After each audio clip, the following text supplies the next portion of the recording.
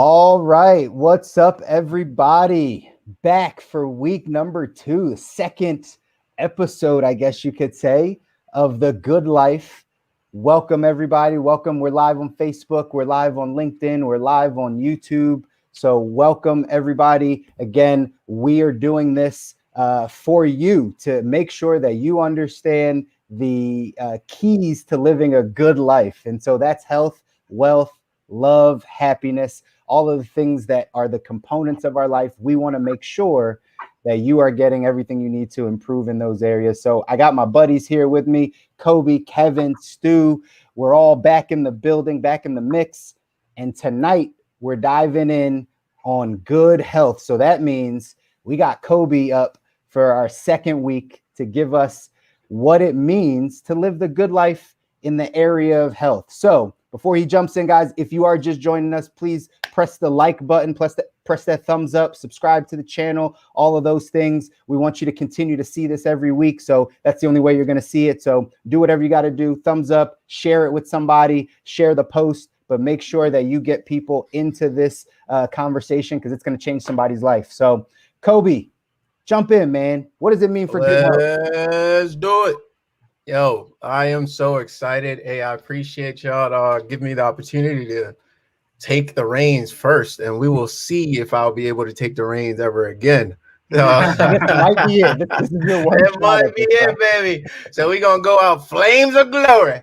So talking about good health, I have tons and tons and tons of information I want to go over. I'm gonna do my very best to really distill it down.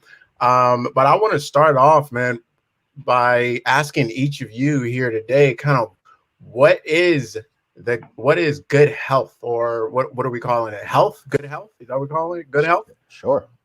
Good health sounds good enough. I want great health. Well, you got to give us another term then. You got to give us another term. Like, all what should we call it? Immaculate health. Let's start this way. What I want to ask is kind of like, when you think about area of health for you, what is the goal? For me, it's energy, vitality, and capacity, really. Got it. Energy, vitality. Stu, what about you? I think it's, the ability to go about my daily functions. It's pretty similar to energy and vitality, but just the ability to go about my daily functions without feeling fatigued, without feeling like heavy and like weighted down on my body. And then also taking like a good amount of like being able to be proud of, the self-care and the self-discipline that I have through my nutrition, through my movement, all that type of stuff. So I hear energy and vitality, and I also hear almost using exercise and good health as like a practice of discipline. Chris, what about you? Man, I think those guys summed it up. But I keep thinking of the word energy, right? For some reason, that's the thing that constantly comes to mind when I think of my health, when I think of what I want to feel in my body or feel in, any of my movements or areas. It really just comes back to energy in my mind. That's kind of how I think of it. I know right? Like I know the areas that I feel like I want to improve in my health, or the areas, when I look at my diet or my exercise routine, or those types of things. But really it all comes down to giving me this life, this energy, I love it. So what's really interesting is like when I start really talking to people about what they want out of health, and we get to first layer, second layer, third layer, and first layer is I want to look great, right? Aesthetic, all surface level. But really when we start digging deeper and deeper and deeper, it always comes down to pretty much what you guys said. I want to feel great, right? I want to feel great. But see, what's really interesting is, and this is what I'm going to talk about and really kind of focus on today, is that we live in a world that has industries that's taken I want to feel great and utilizing that in marketing to get us to purchase things that don't make us feel great, or they don't make us feel great long term. Right. So that's kind of where I want to focus, tonight's kind of discussion on, is really looking at that. Because I think when you look at health from a much higher level, we all want the same thing. And it's actually not that hard to achieve. But we have all of these obstacles that have been placed in between us and good health. And I'm going to say good health, not as a quality of like, oh, it's good, great, but really as an idea, right? As a concept. And I'll actually say it's a concept that we're all very innately familiar with. So really when quick, I look at different, real quick, Kobi, do you believe that we all, like from birth, we understand what good health is? Like, do we understand? Is it more of an environment question? This is something that I've always thought about, so I'm glad we can have the conversation. But like, is it how much does environment play a role in our knowledge of what good health is? So well, that's an interesting question, and actually we're gonna touch on that later on in this. I'll say this: I don't think knowledge really has much to do with it. I'm not talking about knowledge. I'm not talking about understanding. We're all walking around. We know a lot of things, but what difference does it make in our lives, right? I'm talking about feeling. I'll start out by saying this: our system, really, our body as a system, really is, if you imagine an intelligent system like a home thermostat, like a nest, if you will. We're born whole and complete. And I said that last time, and I really do mean it. And even in the area of health, we're born whole and complete. There are natural laws that exist, right? So when we look at a thermostat, what happens is that you set the goal. You say, hey, I want to be 80 degrees. What it's going to do is it's going to use its sensors to take the temperature of the room and say, are we at 80 degrees? No, we're at 70. All right, cool. We need to heat up. When we hit 80, what is it going to do? It's going to stop. Our bodies are whole and complete in the sense that there are sensors already built in to tell us where is optimal. But we live in a world that's completely distorted that from both actually hijacking our understanding of what we should be doing. So it actually causes us to move opposite of what our body is saying. And it implants ideas in our head as to like, hey, this is what you should look like, right? So we're all saying energy and vitality, yet everything else we hear, the noise, is telling us, hey, yeah, energy vitality is great, but look at his muscles and look at the girl on her shoulder, right? Or look at her butt and look at all these dudes that are looking at her. Right? So I think it's really interesting when we talk about health is to start at that perspective, because when we clarify these things and we remove them, what happens is that our body takes over. When you give your body the opportunity to kind of regroup and listen to itself, that's when it takes over and it actually makes all the right decisions. It tells you exactly what you need to know. And this is what's missing from the way everything functions right now. And I'll say it's really interesting when you read, and I'll have a couple book recommendations at the end of this, if you want to dig into this a lot more. All right. When you read into this, what you see is that the biggest mistake we're making in most of the people that are going to see this, right, in our Western society, the biggest mistake we're making is we take things that are whole and complete and we try to deconstruct them and only take the good part.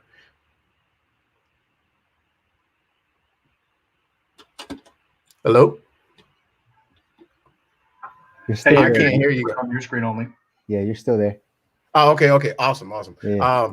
We try to deconstruct them and only extract the honey, only take the good part, right? So we take yoga and only really focus on like hot yoga and all this stuff in LA, but we forget that in its natural habitat, yoga is actually a reward for years and years and years of training under a master, right? You don't get to practice yoga. It's a privilege to practice yoga, right? It's a privilege to practice meditation.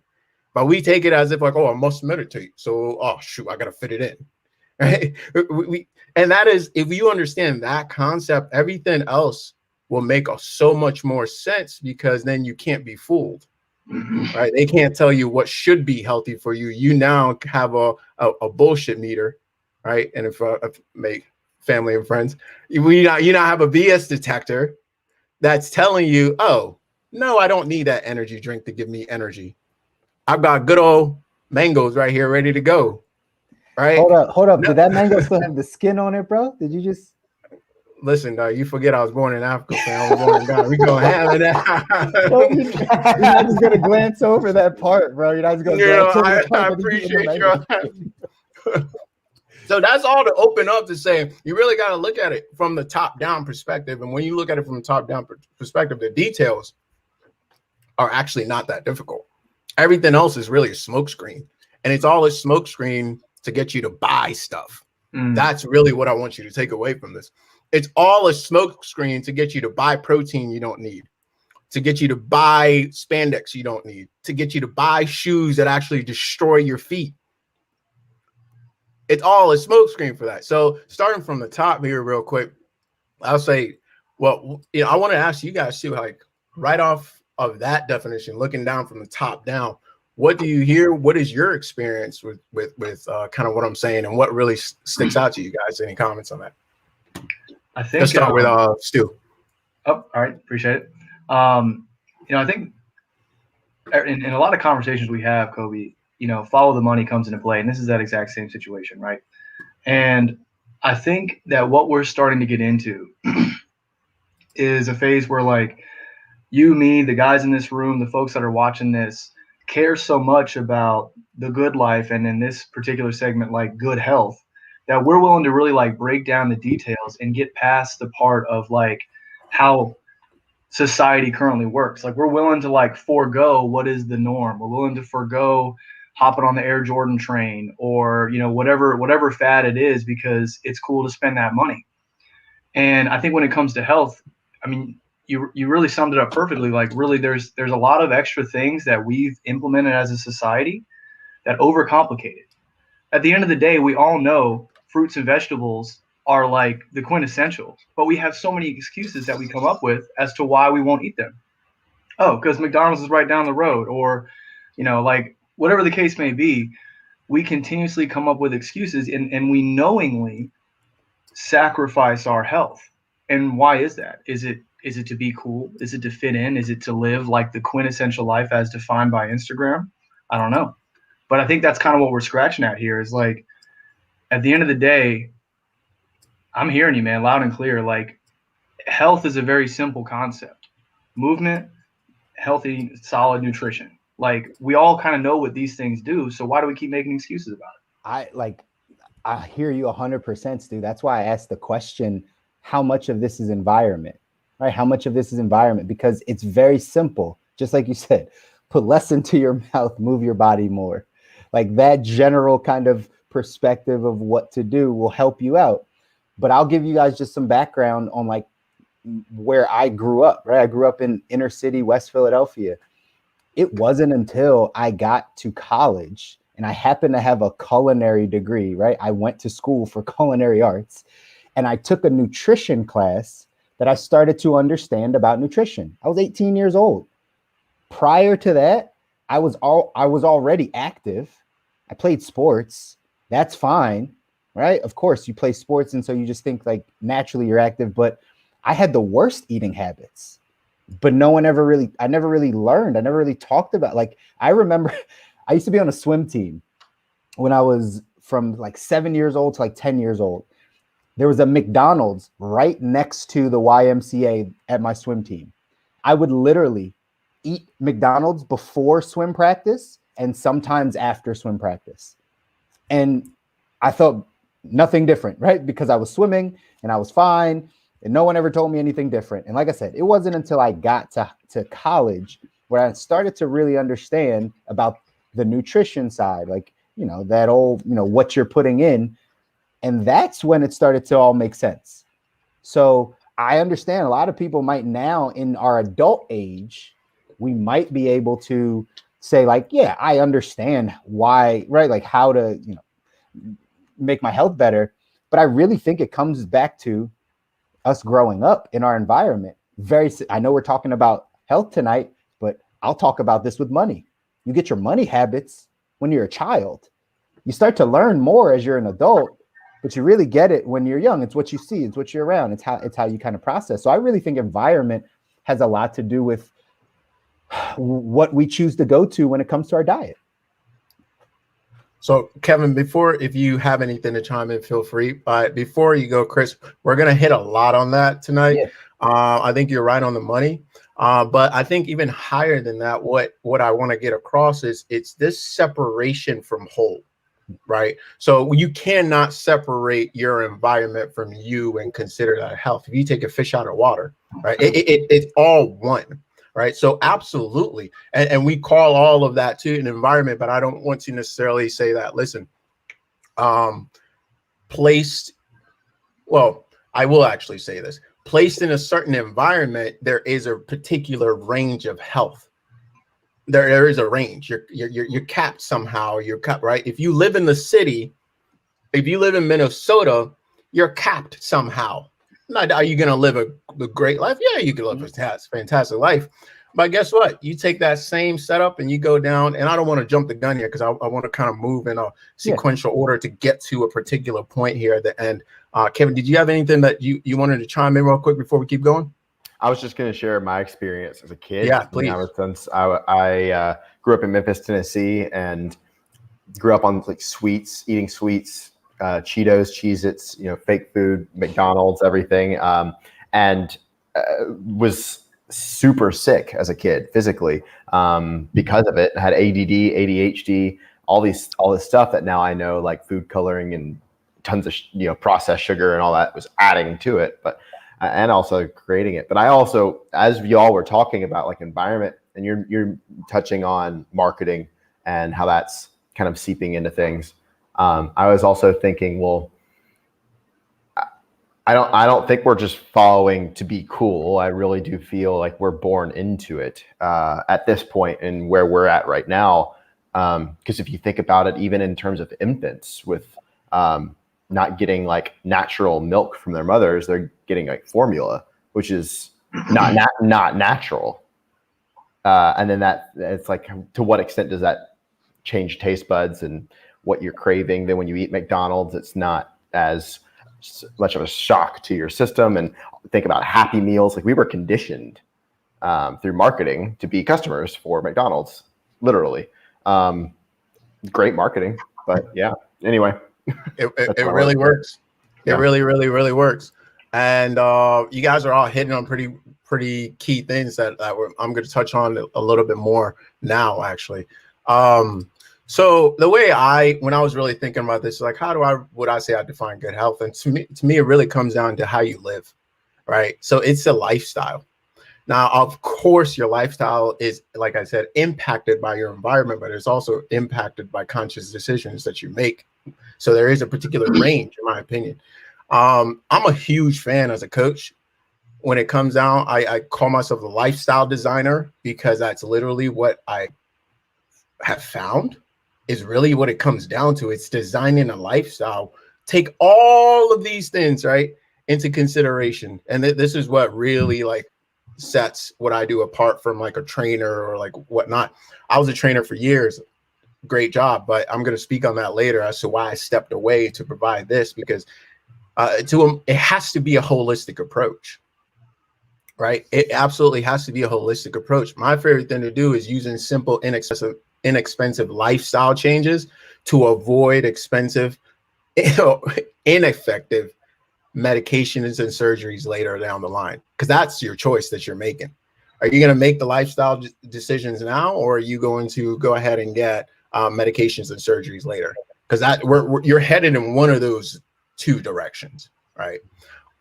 So can I jump in, Kobi? I don't mean to keep. Go ahead. I know you're in your zone, man. But I have a really good point. Like, a mentor of mine used to always tell me this when people would say, like, well, eating healthy is too expensive, right? He would always be like, well, you could either pay for it now or you could pay for it later in surgeries and medication, right? Either way, whatever you're going to want to do, like, you're going to pay the money. So it's either you pay it now, take care of your body, or you pay it down the line in all of those things. So dead on. And it's insane how much all that stuff costs down the road.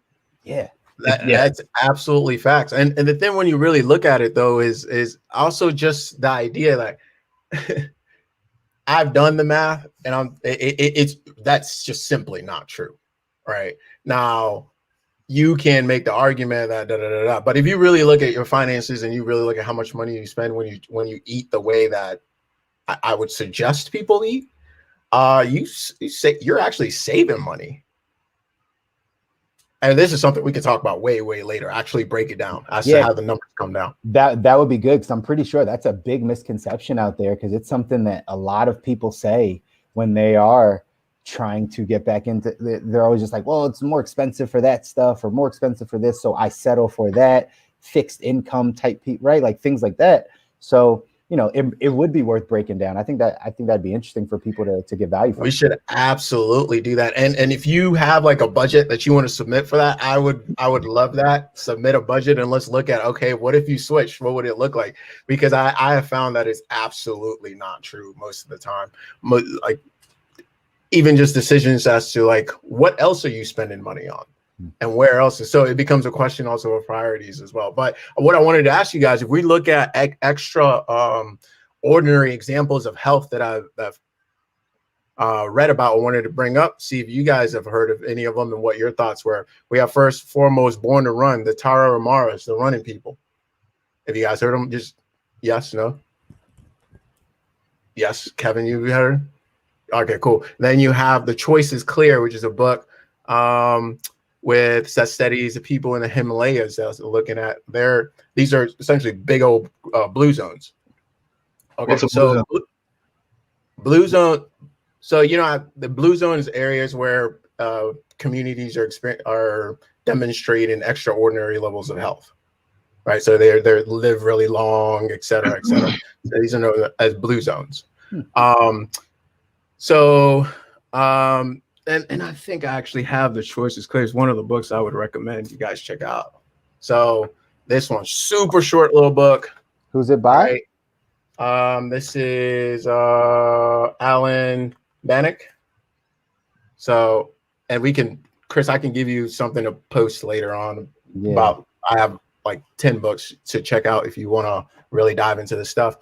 The gladiators of ancient Rome, right? And even all the way up to like modern athletes, to like what LeBron is doing with his body, to what Chris Paul is doing with his body, etc. You look at certain parts of Japan and how they've developed. You look at, and for me, I even related to like growing up in Ghana, like looking at how just things were, the environment was, to your point, very different, and how things were just done differently, right? So I look at that and I say, okay, well, when I have client looking, we're really looking at three areas. We're looking at health or longevity. We're looking at fitness, the ability to maintain peak performance, or we're looking at wellness, which is really your integrity or the integration of physical, mental, and spiritual, right?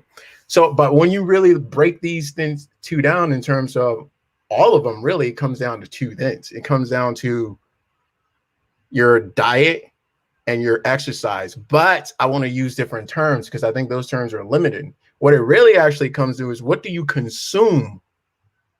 What do you consume? What do you consume, right? All the ways in which you consume things. What do you consume? What type of energy are you consuming? All right? What type of, because all of these things come down to, and I love that you all said energy and vitality, because that's what it all comes down to, is like, it really comes, we look at diet, right? Food, water, air, sun, community, media, et cetera, name it, but it comes down to energy.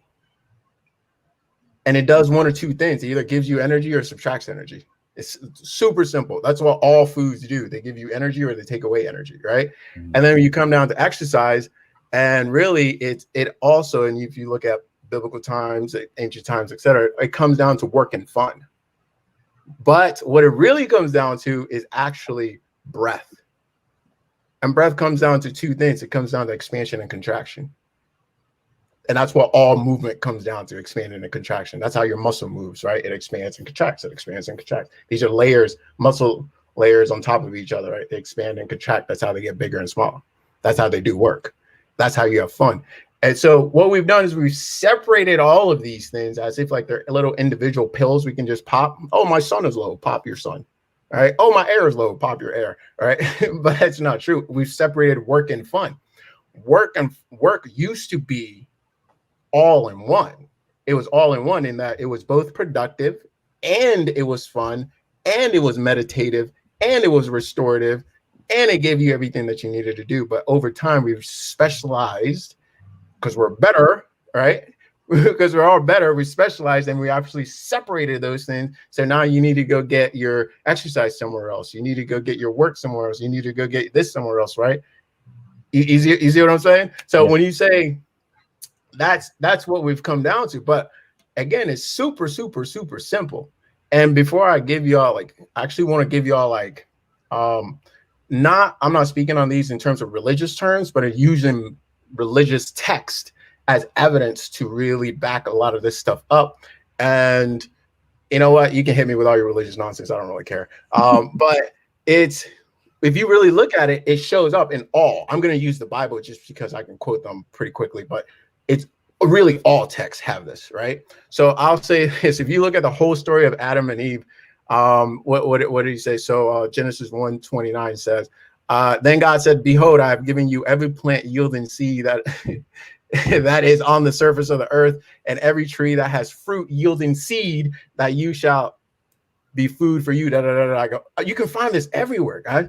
Fruit, trees, plants yielding seeds. So when you understand that from a top-down level, what the hell are we doing taking seeds out of watermelons? You say, oh, is it healthy for you? Say, well, let's stick to the basics, just the basics, right? I think that's stupid anyway. Like, who chose? You're so lazy. Please go ahead. Who chose to take seeds out of the watermelon though? Like, for real, like that just wasn't we smart. got so lazy we couldn't sit on the stoop no more to spit out the watermelon, man. That's how busy life got. Right. So we're continuously just moving away. And again, I don't use that as religious. I use that more of like evidence-based text. And you can find this, if you give me enough time, I'll find this for you in every religion. Right. So, and then the other one, I'd like to cut in with some evidence while you're talking about evidence real quick.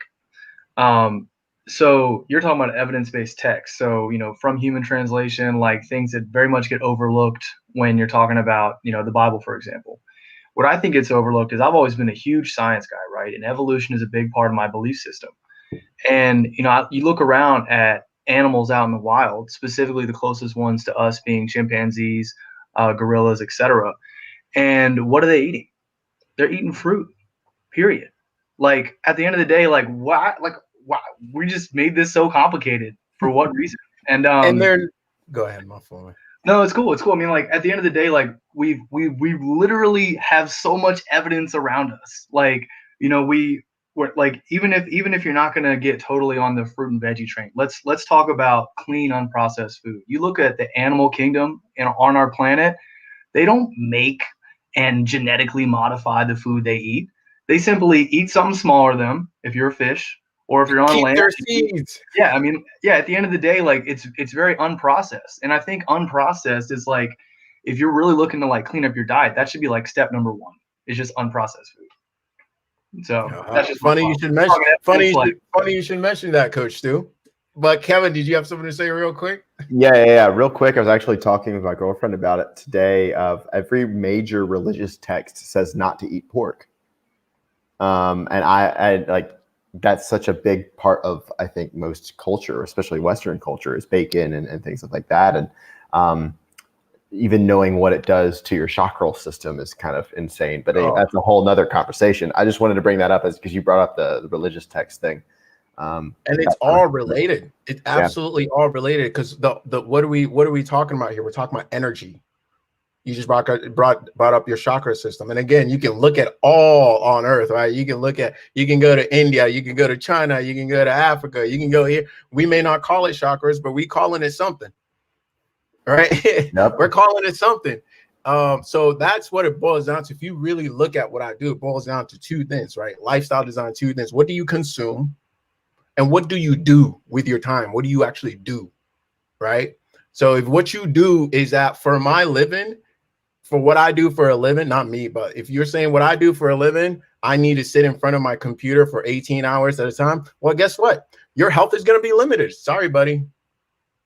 That's just kind of what it is. I can't coach you out of that, right? You have, if that's what it is, then that's what it is. And like we say, well, I want to live this particular lifestyle, so we justify that as to okay, and then we wonder why we're all broken at the end of the day, and like, why isn't things going well?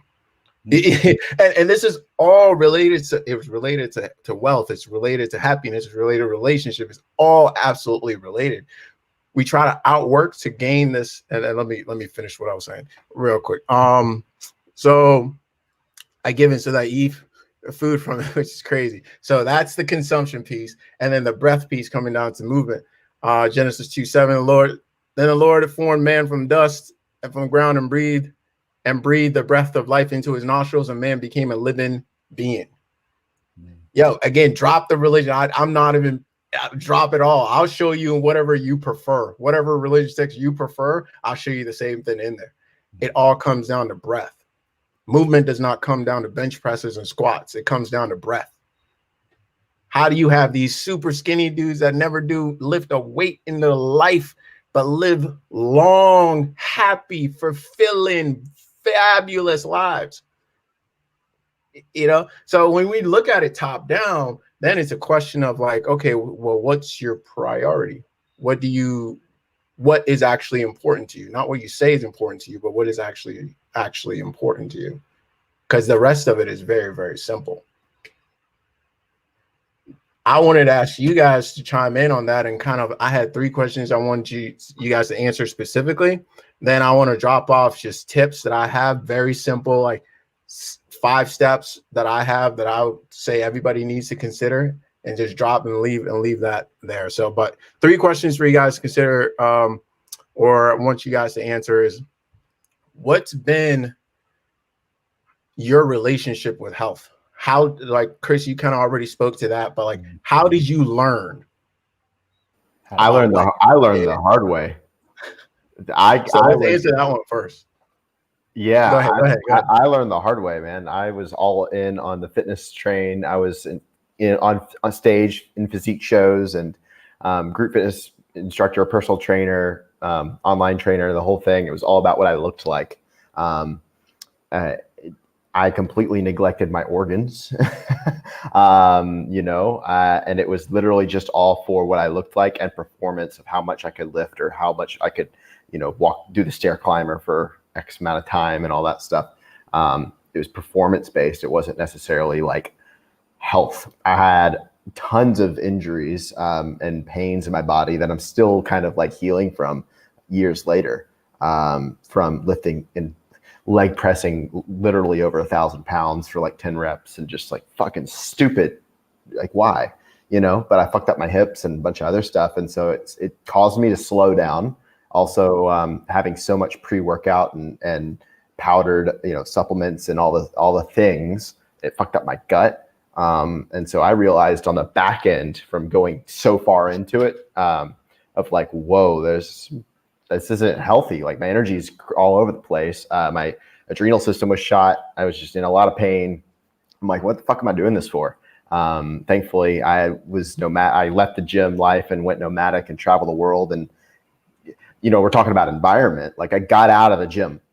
I got out of the marketing and the people who were already in on the marketing, and I saw the rest of the world and had friends that didn't work out. And as weird as that sounds, it opened my eyes, and I was like, wow, there's different here. Dove into like spirituality, learning about chakras and everything and taking care of the body, learned about trauma healing and just like detoxing and cleansing. And that's been a whole process of mine, but that's really where I'm at in the journey of it, is really removing a lot of the neuroplasticity that's been in my body, in my nervous system and everything from my childhood, eating sweets and just poor nutrition, but also when I was really in it on the fitness train. But that's how I learned about things. Yeah. That's awesome, man. That's awesome. Like that's a story I hear all the time. My question, and one I can personally relate to. Go ahead, Chris. No, real quick. Like my question for Kevin, like what got you into that space? Like what got you into the physique shows and all that stuff? Like I do it when one of my values or virtues, you could say, that I live by is if you're going to do it, like go freaking all out. And so, I'm sure I'll share my story when on a different time, more of my story, but I was the shy kid. I was 100 pounds, skin and bones, picked on, bullied. Nothing really happened. It was kind of like this one day I just woke up and was like, fuck all this shit. Like, why am I taking all this medicine? My best friend's picking on me. Like, I don't want to live this way anymore. And so I just like out of rage, really, because I started developing anger problems, went all in on the fitness. And then noticed like a huge shift in my own body, but then also like the recognition I got from other people, because they're like, whoa, Kevin's shredded now. Like, and then the people that were picking on me started asking for advice, and I got addicted to that. And then I just pushed the envelope, and you know, I hear it. Like that's always something that I'm like curious about, is like how people, and you explained it by going all in, right? Like that mindset, because you'll get people, and I've seen it a ton, that just they kind of get addicted to the gym, right? It's a sense of belonging. I didn't really, I was getting picked on all the time, and then I went to the gym and everybody was helping me out, or we were, chatting about, our PRs and shit. And then it was like, that's just became the norm then. Yeah, that's crazy. And it's funny because, like you said, you feed into the marketing when you're there, right? And then it just kind of keeps going.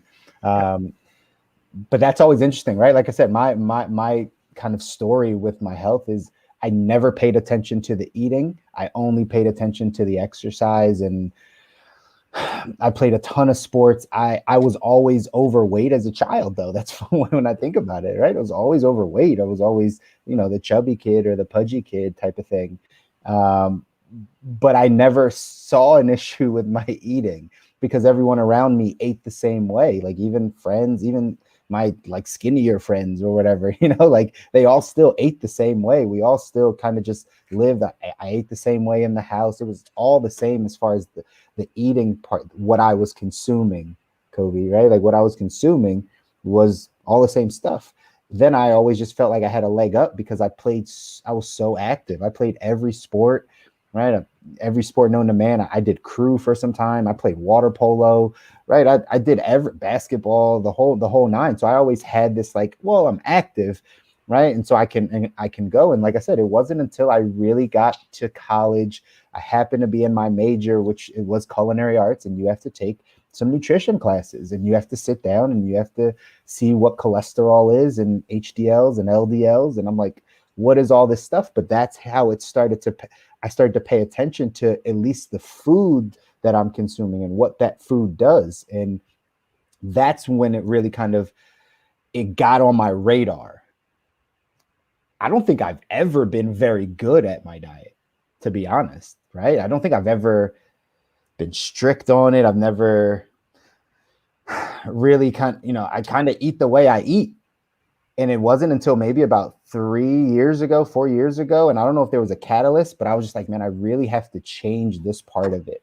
Like I really have to do better with what I'm consuming, even though I'm still active. I'm not as active as I was. And so now all of it starts to come into play. And, like when you guys say, right, the bacon thing, the pork thing, like that's a struggle. I love bacon, right? I don't want to make this a thing that I'm, self-fulfilling prophecy. But like I grew up around food and like in the restaurant world. And so like you have this passion for food and butter and all the stuff, right? And then when you really start to look at your own life, you're like, but this stuff doesn't make me feel good, right? We all know that heavy meal and those, right? It doesn't make you feel good. And that's where, yeah, exactly. It's super short term, right? It's like our flesh is being like, oh, this is delicious. And that's been my struggle even to this day, guys, like just to be vulnerable about it. That's even my struggle now. Like I don't like binge eat, but like I'm not too careful about what I'm eating all the time. You know what I mean? The difference is, and I think my wife had told me this before, I do know how to calibrate. Like if I go, so one thing I cut out a long time ago is fast food. So that's one area that I was just like, I'm never eating fast food. So I don't ever eat fast food. I haven't eaten in 10 years, right? Like with the exception of a Chick-fil-A once or twice, right? With that exception. And I don't even know that. And when I was in California, the exception of In-N-Out, right? Like once or twice, but not that much. But outside of that, like no McDonald's, no KFC, none of that stuff. I cut that out. But then after that, it was just like, well, everything else kind of open season. And then that's just kind of how I've lived. So I'm always open to understanding and learning kind of how to better this process. But yeah, for me, the average guy with food, I think it's difficult to think about this. And my question, Kobi, and I'm not going to take up, we might not answer it this time, but for sure is like, how did we get here? I heard this somewhere. You tell me if this is true or not, that like triangle, what's the thing we used to know as a kid? Pyramid. Yeah, the food pyramid. Like I heard that was a bunch of BS too. Like that was like created by, like none of that's right. But yeah, that's what we learned. So I'm curious to hear your thoughts on it, but that's kind of my background with food. So you want me to address that real quick? Yeah, jump in, man. Do it. Yeah. So I was seeing if Stu was preparing to speak for a second. I was trying to read it. I was like, there he is. There he is. Yeah. No worries. I think great, dude. I mean, this topic, I could take 2 hours. Yeah. I could take 2 hours just by myself. So I'm trying not to do that. Because we got to come back every week, man. We got to come back every week. We got to save something for the people. Hey, listen, no, there's plenty for the people, but it's a fountain out here. It's a fountain out here. But what I wanted to say to that real quick, and that goes a lot to the environment piece. But how did we get here? That's where I started. You can pretty much assume all of it is 100% BS. That's where I start. Why? Because more that's been more true than not true in my experience, right? So the food pyramid, this was something picked up. If you go to my Instagram, I have a whole highlight on this, how it's complete nonsense. It was all lobbying that was done on behalf of the meat industry and the dairy industry to go ahead and put it where they put it, right? It was an entire marketing campaign that was done by Edward Barley, or you can DM me or whatever, and I'll give you an article where it was just a marketing scheme. That's all it was. So if you can do something, and I mean, you can pretty much flip that whole thing upside down. Like, it was complete nonsense. That's what I thought, right? Like, I heard, like, it's like it should be inverted. Like, I mean, it's pretty nonsense. It's pretty crazy. Don't even get me started here, because this, we got some kids around here. We want to keep it clean, but it's criminal. It gets me that worked up. It is criminal what's going on, because you look at what is it doing to our children in our schools, man, because they base, I was a free lunch kid, right? They base that stuff on stuff like the pyramid, right? So the stuff they feeding us, right? And not only that, I mean, listen, it goes, these are factuals, right? They sound like craziness when you hear them, but these things are things that can be proven. I'm not pulling stories out. I'm a good storyteller. I'm not a great storyteller. I'm not making this up, but trust me on this. But what I find really interesting in both of you kind of sharing is that there is these surface level characters that we can take on to kind of really get by, right? Or to fulfill on what we want to fulfill on without actually being healthy. Because the government isn't teaching us what being healthy is. Our teachers take their cue from the government, right? So they don't know what it is, right? Our doctors take their cues. Don't even get me started on that. From the American Medical Association, they don't know what the hell they're talking about, right? And yes, I said that, right? You can at me and all that if you like. I'll debate whoever want to debate on this. Kobi no wants question. to smoke. He wants to smoke. I'll take 100% of it. Let's go.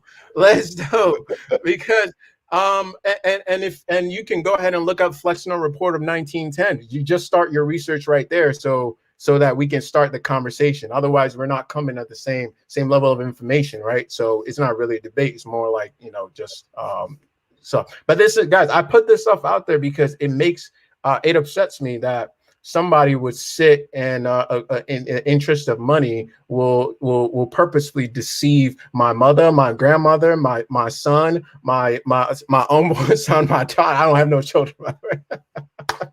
My uncle, everybody. Why would you do this when you know what the truth is, and you know that it's actually very, very simple to stay healthy? It's actually not that insane. You don't need to know about ALDH, Chris, but you don't need to know any of that. Right. You actually don't need to know any of that, right? What you need to do is what we learned in bio in like the 5th grade. Here's the sun. The sun provides our energy, right? Plants grab that energy from the sun and they convert it and they use it for themselves. They keep a little bit. Animals that eat those, they get a little bit, but they definitely don't get as much as the plant. And then animals that eat those animals, like, common sense from that point then tells you, why on earth, if you have the option, if your goal is what? Energy and vitality, why on earth would you move and eat further away from the sun? That makes no sense. You can't show me a chart or a molecule that makes any sense. Otherwise, the entire thing doesn't make any sense, right? So when you just, you don't need to know no breakdowns of calories, man. And listen, man, when I get passionate, it is what it is. Please listen. I apologize for anything, but listen, this is key. This is so key, and I need like anybody that hears this to, if you just understand what I'm saying here, right? It would change your life, because there's literally the leading 75, if not more % of things that kill us here on this earth are lifestyle related. It's not chronic. Don't talk to me about genetics. It's not that. It's lifestyle related. Genetics is literally just a log of decisions made by our ancestors, and we are the current custodians of that log. So the decisions you're making in and day out, you're not just passing on an inheritance of money or property or whatever. You're passing on an inheritance of the decisions that you made in your makeup. Wow. Literally how you live right now is altering that log for the next generation. And you have plenty of say as to how that log is expressed as in the present. But they don't want you to know that. See, that doesn't make anybody money. Wow. Eating closer to the sun doesn't make anybody money. When was the last time you saw a commercial for fruit? When was the last time you saw a baddie just coming out looking like, ooh, mama, ooh, eat some fruit? Well, when was the last time you saw that? Maybe a banana, Chiquita banana, maybe. Maybe, but it's insinuating something else. Are we going to be the first ones to get in on this? Yeah. Listen, I'm telling you, I'm prepping for a commercial for fruit. I'm all for it. Let's do this. But you just gotta when you look at it, when you understand big picture, you can always, little picture is never confusing. You don't need to ask me, hey, should I eat this cereal? Don't eat no cereal. And thank you. I did censor myself just now. No, right? Because you understand the entire cereal gimmick, all of it was a marketing ploy, just like the food pyramid was. Cereal ain't good for you. Prove it. Show me one proof that cereal is good for you. But yet, what are we feeding our kids through marketing? You can't take a kid down the aisle of cereal taken off, right? It's craziness. It's insane. So I want to make sure we cover this piece of it. Some 5 tips. What can you take away from this? Right? You're being lied to. That's number one. Like I say lied because that's really what it is. Unfortunately. Right? It's about what can you do? Recognize that it's simple. I think awareness, Stu, you said this last time, is the biggest thing. Awareness as to what the game that's happening. And it really comes down to our 7 doctors, natural doctors, sun, air. Like we all know this, right? Yeah, I don't think everyone knows it. Yeah, can you listen? Do we not know this? We don't. Okay, cool. I don't think. Well, listen. I mean, I will be more than glad to lead you guys through this if you want. So let me start first and foremost with my 5 tips, and then my 3-step process, and I'll talk to you about the 7 doctors. Okay, so for me, number 1, it's understanding and awareness of how the entire game is working and what you really need to be actually healthy. That's number 1. And that you're definitely not getting that in the mainstream. So you have to essentially become your own. You have to take charge of, just like you take charge of your money, just like you take charge of your life, you have to take charge of your health. That doesn't mean you become necessarily the expert, but you build a board. You build a group of individuals that you trust. Those are your advisors and that you go to. And I highly, highly encourage you to include somebody who's more holistic based in that. That's what I do. Right? So I'm like quarterback of that. We talk on a day-to-day basis and you see specialists when they go out. So that's number 1, awareness of what the game. Number 2 is eat less, eat better, eat closer to the sun. It's all about energy. It's all about energy. So the father of medicine, right? Hippocratic oath, Hippocrates said, let medicine be thy food and thy food be thy medicine. Super simple. Why are we stepping away from that? The entire American Medical Association is stepping away from that. In fact, again, Flexner Report 1910, look it up. This is literally, there used to be a whole bunch of focus on holistic medicine until it was not profitable anymore. And then it flipped to become a big pharma type based system that we have right now. It was intentional. It was orchestrated. It was very well done, right? 2, hydrate more. Hydration on the list of the 7 things you need, 7 primary needs, is way, way, way, way higher than food and movement and exercise. Hydrate better, hydrate more. Eat your hydration. The number one thing you need from food is you actually need hydration first and then minerals. So eat your hydration. That's why I do so many juices. That's why I do so many fruits, right? The best source of water on this earth is fruits. Not some cave, it's actually fruits. All right. So eat your right. Watch Your Brain on Water on YouTube if you like to learn a little bit more on that. And also if you want to clean up your water, definitely something we can talk about later. Sitting is the new smoking, right? So if your lifestyle is sitting, be 100% responsible for the fact that you're going to have to do a whole bunch of other stuff to undo all that damage. So for every hour you sit, 1 minute of really stretching your hip flexors is a must. Is an absolute must. Otherwise, you're hooked. You're in this direction, and everything go forward is messed up. Why? Because your breathing is messed up. Your happiness, your sense of presentness, your alertness, all that stuff is affected from that point moving forward. So that's that. Ditch your shoes as much as possible. Walk barefoot. A whole nother lesson on that we can talk about. We're gonna need a whole nother lesson on that because that's something I'm sure. I love that one. And like for me, for those out there that aren't ready to fully go barefoot whenever possible, like ditch the shoes that have that conformance to like your heel and your arch and everything. Like go flat sole, baby, Converse all day. Like keep it. It's life changing. That's my minimal experience with it. It really does. Your shoes should function. Your hands should function. Your feet should function like your hands. It's very, very instant. They function like this because that's the shape of shoes. So then, what do you? So you're supposed to go barefoot or like sandals type of like just anything that's flat. You want something thin, so less cushion the better. Flexible, so your feet can actually respond to the ground. Because that's what it's supposed. Your feet are giant sensors. They're supposed to shoot information up to your right away, right? You need to know if it's cold. You need to know if your terrain changes. You need to know, right? It's also affects the stability of your ankles, your knees, and everything moving up forward. And again, we talk about the whole. We talk about all that for days. Let's have one on that. Yeah. Oh, excuse me. A lot more on that. Yes. Combine your fun, your movement, and your work.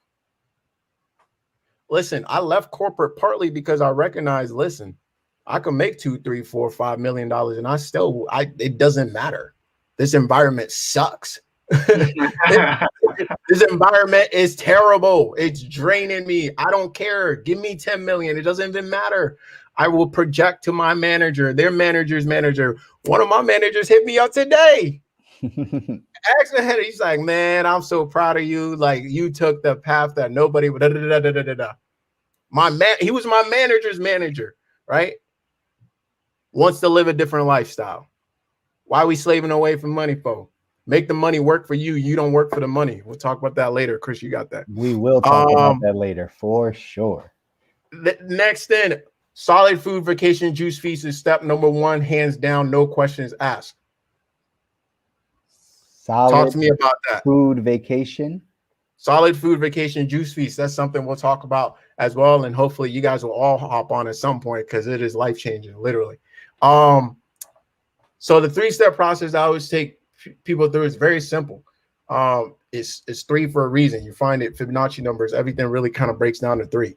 1 is you got to get to nothing. When I'm working with an individual, you can give me LeBron, D-Wade, or the 500-pound person on that show that creeps me out a little bit. I don't like, it's weird. I don't like watching it. But I'm concerned. I get worried. My heart starts beating. I'm like, she okay? She all right? 500 is a lot. Why are we doing this? Why are we filming this? It's weird. But you got to get to nothing. So wherever you are, unless you've been living a perfect life, there's waste in you that needs to go. There's energy in you that needs to go, and new energy needs to come. So you got to get to nothing. Fastest way to do that, solid food vacation juice feast in an ideal environment would be fantastic. But if you can't, you can still do it. And it's internal, it's inside out. All right. Then you transition to where you want to be. The transition should be just as long as the step 1 and step 3. Then we create a maintenance plan and put you through it and actually get you to how do you maintain this for the rest of your life? How do you stay ripped 365 days a year without even thinking about it, without even counting calories, without even being worried about it? I don't think about it. I'm not saying no. I'm just saying when you dial down to the 20% of things that make 80% of the results, you just focus on that 20%, you're good. You know you're good. I haven't stepped on a scale and I only step on a scale just to check in for Instagram. No lie. If I step on a scale, it's because I need to say something on Instagram.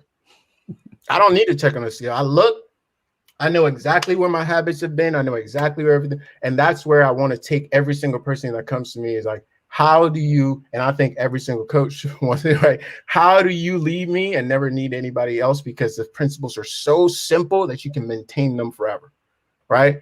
Another real simple thing right away you can implement is only fruit till noon, every single day, no exception. Simple, but it's a life changer. Only fruit till noon. And if you can do mono fruit, even better. So if you got a ton of mangoes, only eat mangoes. A ton of watermelon, only eat watermelon. Do that for the rest of your life. You would change so many things. So many things. You get energy like this. You come on and you be doing things. It's crazy. But no, I literally, it's like that. See me when I'm not on the right circumstance, when I'm not taking care of myself, my energy drops. It's very noticeable, right? When I'm on it, I get on calls. People are like, yo, what happening, bro? You got a little makeup on or something? Nah, man, it's natural. It's good. You know, there's the fruits. It's the fruits. You know, I got some pineapple sitting here. You want some? You know, so that's so key. And then I had just a couple book recommendations. We can talk about that now, or we can hop on that in the chat. What do you guys think? I just want to show you, Dana said, okay, I'm on it. So I guess she's going to take you up on your fruit before noon. Oh, take that. She fruit said, I'm before on it. noon. There we go. And do a little breath work. A little breath work with it too, Dana. That's breathing and consumption. Super easy.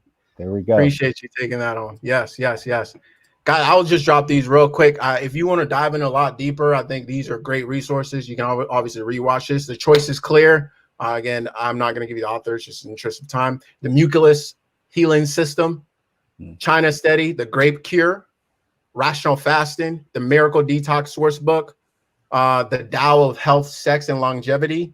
That one right there is that might be the best one on there. Anything by my man John Rose on YouTube. Anything by my man Santos Minocci on YouTube. And then, of course, give me a follow, Cut the Noise, because I got you. I'm going to stay on breast, so you don't have to. You already know. There we go. So, man, that was about an hour. Kobe, you just went about an hour. I had to cut it short, bro. And you had to cut it short. And you had to cut it short because there were so many nuggets in there. There was so much. And again, the reason why, again, we're doing this is because we want all of you to get the information. All of you that are watching this, we want you to be able to understand if you want to make significant strides in any of these areas. Tonight, we're talking about health. But if you want to make significant strides in any of these areas, there's going to be some things that you're going to need to learn and then apply in your life. And in some cases, this is about more information and more knowledge, because just like Kobe let you guys know tonight, that like we've been lied to. And I think one of the reasons we all came together, all four of us, is because we each individually, we all probably know that there's some part of our expertise that people have misinformation. They just have misinformation. They've just been given the wrong information. And until they get the right information, things aren't going to be able to change. So Man, a lot of stuff tonight. We'll go around really quick. One thing, because we're going to wrap up, because again, we got to jump into our clubhouse room. For those of you that are watching live, jump into our clubhouse room because we're going to continue this discussion there on health. But real quick from Stu and Kevin, just one thing that you got tonight that you want the people to get or that you got as a takeaway real quick before we wrap up. Fruit until noon. Love it. Yeah. Big. Mine is the shoes. I hate shoes in general, but I just never thought what's the other option? So for me, going into the shoes, or no shoes or flats or whatever. Converse, you said, right? A recommendation for you on that. Good. So the only downside about Converse is they're probably not wide enough. Aside from that, think flat. Gotcha. But I like to think of us right now as we're like the good life Mythbusters. And John, Kobi, you really set the tone for that. And I mean, at the end of the day, we're out here. We all are coaches because we're dispelling what the mainstream is. So I think my number one takeaway is just take a moment to stop following the herd when it comes to health. Try something new for an extended period of time, long enough for you to figure out whether you like it or not. As Kobi said, become your own doctor. That's it. Man, such good stuff tonight, guys.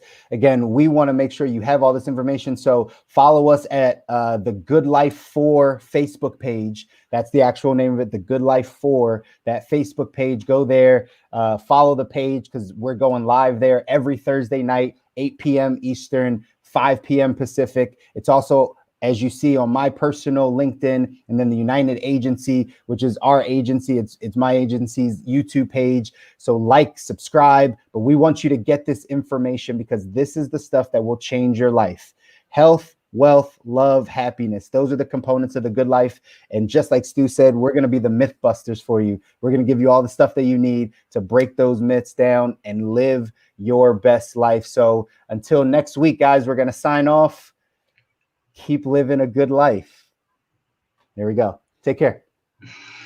Join on Clubhouse. Jump on Clubhouse.